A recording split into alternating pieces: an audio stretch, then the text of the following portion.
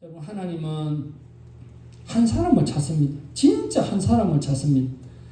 역대하 16장 9절에 여호와의 눈은 온 땅을 두루 감찰하사 전심으로 자기에게 향하는 자들을 위하여 능력을 베푸시나니, 하나님은 세상에 한 달에 걸치고 하나님의 한 달이 걸쳐있는, 양달이 걸쳐있는 사람을 찾는 것이 아니라 그냥 하나님에게 올인하는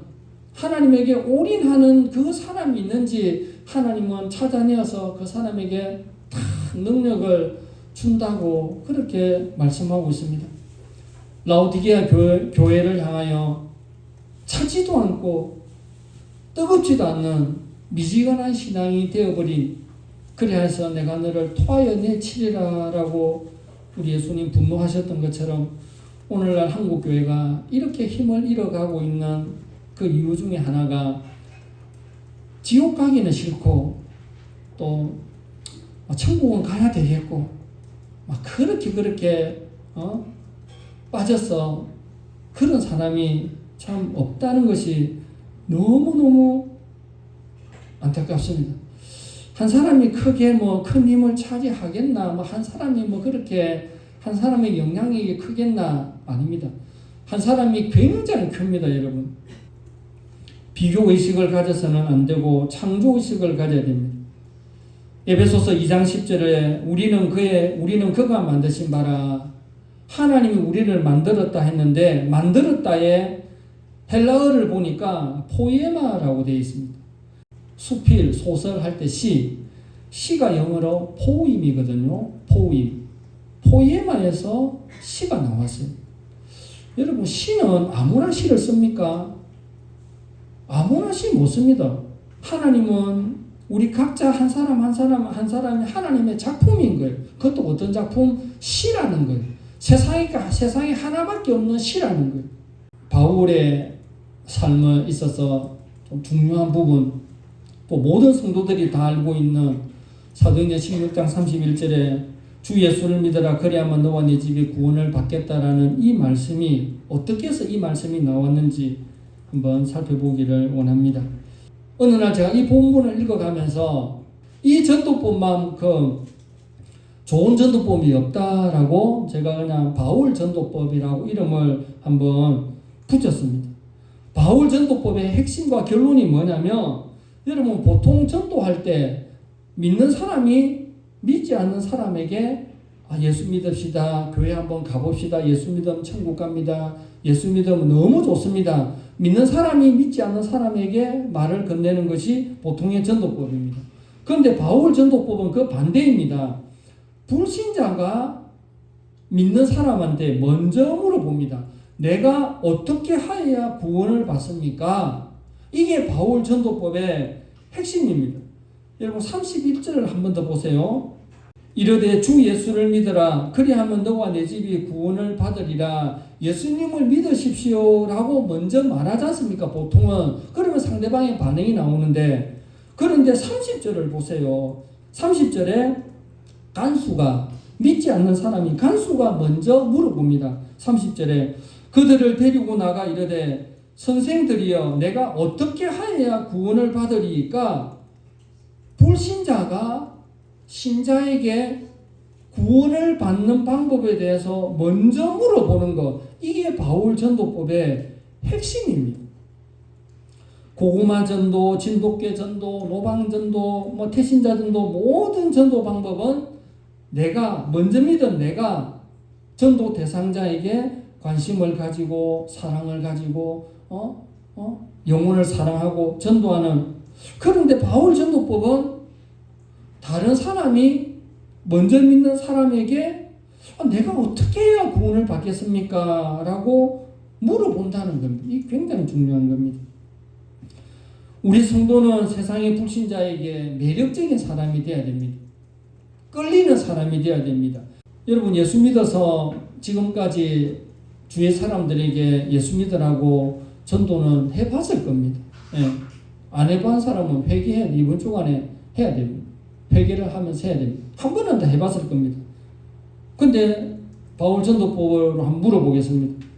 불신자가, 여러분 교회 다니는 건 알고 있어요? 그런데 불신자가 여러분에게 먼저 어떻게 하면 내가 구원을 받겠느냐, 좀 더 쉽게 내가 어떻게 하면은 당신처럼 그런 삶을 살고 싶다, 당신의 삶을 보니까 진짜 내하고는 다르다, 이 끌리는 사람이 돼야 됩니다. 세상 사람들에게 감동을 줄 수 있는 방법은 두 가지입니다. 하나는 내가 하는 일이 너무 잘 되는 겁니다. 너무너무 잘 돼가지고 불신자가 어떻게 그렇게 다 잘 되느냐, 요한 3서 1장 2절에 사랑하는 자여 내 영혼이 잘됨 같이 내가 범사에 잘되고 강건하기를 내가 강구하노라. 영혼이 잘되고 범사가 잘되고 건강하는 소위 순복음에서 외치는 삼박자 축복, 오중복음에 대해서 말하는 것입니다. 구약성경에도 이런 축복이 나옵니다. 느헤미야 1장 11절에 오늘날 종으로 형통하여 이 사람 앞에서 은혜를 입게 하옵소서. 내가 너무너무 잘 돼가지고 주위의 사람들에게 저 사람은 예수를 믿었더니 저렇게 잘 되더라. 예수 믿어서 예수 믿어서 복 받았다. 그런데 내가 예수 믿어서 잘 되는 것으로 승부를 걸리면 이게 굉장히 피곤합니다. 얼마큼 잘 돼야 됩니까, 그럼? 예수 안 믿는 사람도 잘 되는데, 맞잖아요. 내가 잘 되는 것으로 승부를 걸리면 어렵단 말이에요. 내가 잘 되는 것으로 세상 사람에 감동시켜 주려면 불신자들도 더 잘 됩니다. 그럼 어떻게 해야 되냐? 진짜 감동을 줄 수 있는 방법은 내가 잘 안 됐을 때, 오늘 본문에 바울과 실라가 전도하다가 감옥에 갇혔습니다. 그런데 간수가 듣고 있었습니다. 그런데 어떻게 했냐? 25절에 보세요. 한밤중에 바울과 실라가 기도하고 하나님을 찬송하며 죄수들이 듣더라. 죄수들이 들었다면은 간수들도 들었을 거예요. 한밤중이니까, 조용한 한밤중이니까. 그런데 기도하고 찬송을 했는데 하나님 감사합니다. 하나님 감사합니다. 하나님 나에게 또 며칠간 휴식을 주려고, 나 참 억지로 하나님 휴식을 주려고 감옥에 보내신 것 같다고 찬송을 했다 했는데 어떤 찬송을 했겠습니까? 저는 신나는 승리를 선포하는 신나는 찬송을 했다고 생각이 되어집니다. 감옥에서 바울이 하는 행동을 보고 간수가 놀래가지고 내가 어떻게 하여야 구원을 받을 수 있겠느냐라고 이 질문을 이끌었던 바울의 행동이 뭐냐? 세 가지가 나옵니다. 첫 번째, 바울은 간수에게 매력적인 사람입니다. 25절에 한밤중에 바울과 실라가 기도하고 하나님을 찬송하며 죄수들이 듣더라. 어려운 가운데서 여러분 기도하시면 됩니다. 어려운 가운데서도 찬송을 하시면 됩니다. 슬픈 기도, 신세 타령하는 기도보다는 승리를 외치고 기쁨의 찬송, 하나님이 도와주신다, 하나님이 은혜를 주신다, 공중나는 새도 허락하지 아니하시면 땅에 떨어지지 않는다고 하였는데 내가 땅에 떨어지는 것은 하나님께서 우리가 지금은 알지 못하지만 하나님의 섭리가 있다. 구둘 꺼지는 듯한 그런 한숨 쉬지 말고 하나님께서 하신다, 하나님이 도와주신다 할 때에 간수가 들었다는 거예요. 저 이상하다. 여기에 들어오는 사람은 억울하다, 죽겠다 이런 사람밖에 없는데 저래 찬송을 부르네. 그것도 기쁨의 찬송을 부르네. 두 번째, 간수가 감동받은 것. 두 번째, 하나님이 바울과 함께 하신 하나님의 역사를 보았다는 겁니다. 26절에 이에 갑자기 큰 지진이 나서 옥터가 움직이고 문이 다 열리고 모든 사람의 매인 것이 다 벗어진지라. 지진이 나고 옥터가 움직이는 것은 괜찮아요. 그럴 수 있어요. 그런데 지진이 난다고 문이 열립니까? 지진이 난다고 사람의 매인 것이 벗어집니까? 흔들리면 사람의 매인 것이 더 좁아져야 되잖아요. 맞잖아요. 지진이 나고 막 움직이면 그 사람을 묶어놨잖아요. 근데 진동이 있다고 해서 이게 풀립니까? 자기가 묶어놓은 것을 저절로 풀리는 것을 보고 이건 하나님이 풀었다, 하나님이 하셨다, 하나님의 살아계심을 안 믿는 사람들에게 보여줘야 됩니다. 그래서 간수가 감동을 받았다는 겁니다. 요셉을 보면 17살에 애굽의 종으로 팔려왔습니다. 13년이 지나서 30살에 애굽의 총리가 됐습니다. 고향에 있는 아버지 야곱을 불러드립니다. 그리고 총리니까 애굽의 2인자지 않습니까? 애굽의 왕을 아버지 야곱에게 인사를, 왕 바로와 야곱을 인사를 시켜줍니다. 그때에 애굽의 왕이 요셉을 얼마나 신뢰를 하였던지 이 요셉을 있게 한 아버지를 보고 나서 불신자 바로가 야곱이 자기를 기도해달라 그럽니다. 왕이 기도를 받아요. 창세기 47장 7절에 요셉이 자기 아비 야곱을 인도하여 바로 앞에 서게 하니 야곱이 바로에게 축복하며, 놀랍지 않습니까?